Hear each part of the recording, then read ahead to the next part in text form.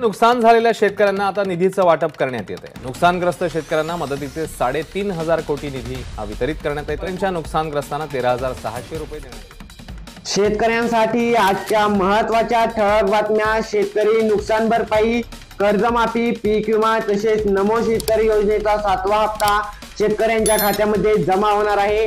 नेमके देवेंद्र फडणवीस काय म्हणले आहेत सविस्तर पाहूया। त्याकरिता व्हिडिओ शेवटपर्यंत पहा। पीएम किसानचे पैसे रोखले, या शेतकऱ्यांना फटका। सरकारकडून जाहीर, या 3 कारणांमुळे 2000 रुपये थांबवले। तर पीएम किसान सन्मान निधी योजनेतील ज्या लाभार्थ्यांनी 1 फेब्रुवारी 2019 नंतर शेतजमीन खरेदी केली असेल ते या योजनेत पात्र नसतील। याशिवाय एकाच कुटुंबातील एकापेक्षा अधिक लाभार्थी लाभ घेत असतील तर त्यांची चौकशी केली जाईल। उदा पती पत्नी, वयस्कर व्यक्ती किंवा लहान मुलं यांनी लाभ घेता येणार नाही। तसेच आधार कार्ड, बँक खाते किंवा जमीन रेकॉर्ड यामध्ये फरक असल्याचे दिसून आले तर पीएम किसान योजनेचा हप्ता आता थांबवला जाईल। शेतकऱ्यांसाठी आनंदाची बातमी, नुकसान भरपाई वाटप सुरू।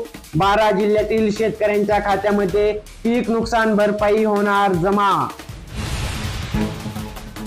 सप्टेंबर 2024 ते ऑक्टोबर 2024 या कालावधीत धाराशिव, छत्रपती संभाजीनगर व धुळे जिल्ह्यात अतिवृष्टी व पूर यामुळे झालेल्या शेती पिकांच्या नुकसानीपोटी बाधितांना मदत देण्याबाबत GR समोर।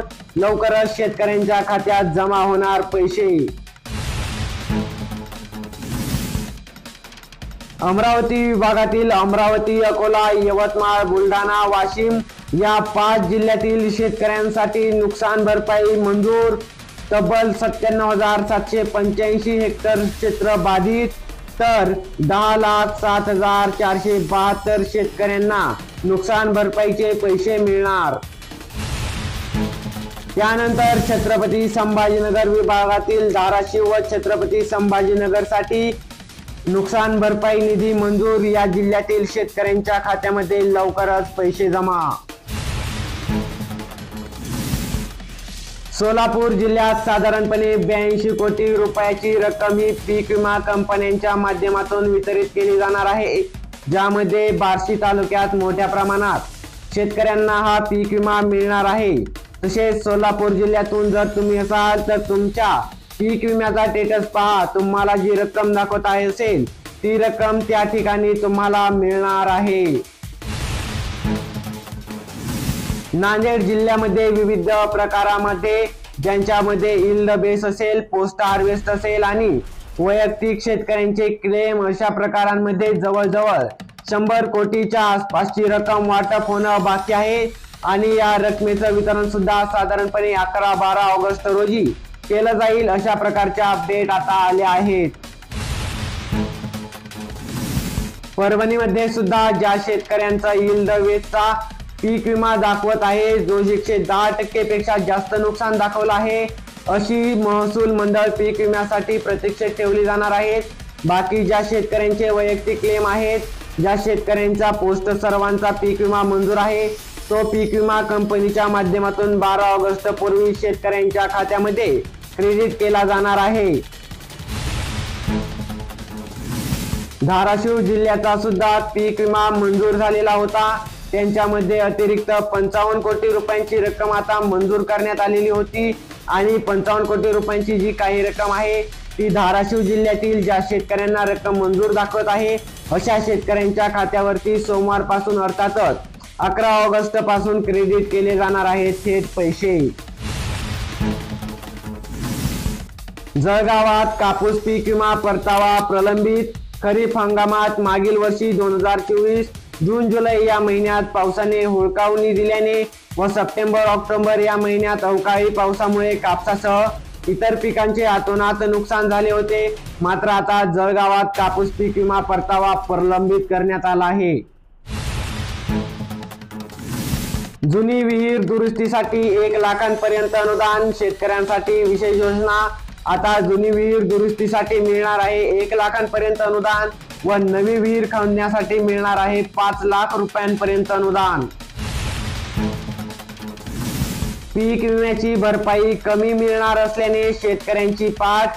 1 रुपयात पीक विमा योजना बंद केल्यानंतर शेतकऱ्यांकडून विमा अर्ज प्रमाणात भरले जात आहेत। सरकारकडून अप्रत्यक्षपणे असा संकेत दिला जात आहे की आता फक्त खरे शेतकरीच विमा घेत आहेत, मात्र वास्तव वेगळे आहे। शेतकरी या योजनेपासून दूर गेलेत, कारण 1 रुपयात पीक विमा योजना रद्द होण्यासोबतच यंदा 4 ट्रिगर पॉइंट्स काढल्यामुळे नुकसान भरपाई मिळण्याची शक्यता फारच कमी झाली आहे। त्यामुळे यंदा या योजनेला अप्रत्याशित प्रतिसाद मिळालेला नाही। खरीपात ई पीक पाहणी करा। ठाणे तालुक्यात सध्या खरीप हंगामातील पीक पाहणीची कार्यवाही सुरू झाली असून संपूर्ण महाराष्ट्रात देखील सुरू झाली आहे। खरीप हंगामासाठी ई पीक पाहणी DCS मोबाईलचे ॲप व्हर्जन 4 अद्ययावत स्वरूपात गुगल प्ले स्टोअरवर उपलब्ध करण्यात आले आहे। मुख्यमंत्री माझी लाडकी बहीण योजनेचे पैसे जमा होण्यास सुरुवात। 1,500 रुपये थेट महिलांच्या खात्यात क्रेडिट केले जाणार। दुहेरी नोंदणीमुळे PM किसानचा लाभ मिळेना। जिल्ह्यातील बळापूर तालुक्यात अशा 25 शेतकऱ्यांची यादी समोर आली आहे। येथील शेतकऱ्यांना मागील काही वर्षात या निधी योजनेचा एकही हप्ता मिळालेला नाही। अकोला जिल्हा NDC बँक धोरणाविरोधात कर्जमुक्त शेतकरी आंदोलन। नाशिक जिल्हा मध्यवर्ती सहकारी बँकेने अंमलात आणलेली नवीन परतफेड व समोपचार योजना फसवी असल्याचा आरोप शेतकरी संघटनांनी केला आहे आणि याच्याच विरोधात कर्जमुक्त शेतकरी आंदोलन करणार आहे। 3.5 लाख टन युरियाचा हिशेब लागेना। राज्यात युरियाची काही प्रमाणात टंचाई भासत आहे। दुसऱ्या बाजूला खत विक्रेत्यांच्या ई-पॉस प्रणालीत 3.5 लाख टन युरिया उपलब्ध असल्याचे दिसत असतानाही प्रत्यक्ष साठा नसल्यामुळे कृषी विभाग हैराण झाला आहे। जिल्हा दुष्काळाच्या उंबरठ्यावर 22 महसूल मंडळांमध्ये कमी पाऊस। जळगावात जिल्हा रेड झोन मध्ये दाखल। आतापर्यंत केवळ 13 महसूल मंडळांमध्ये 100.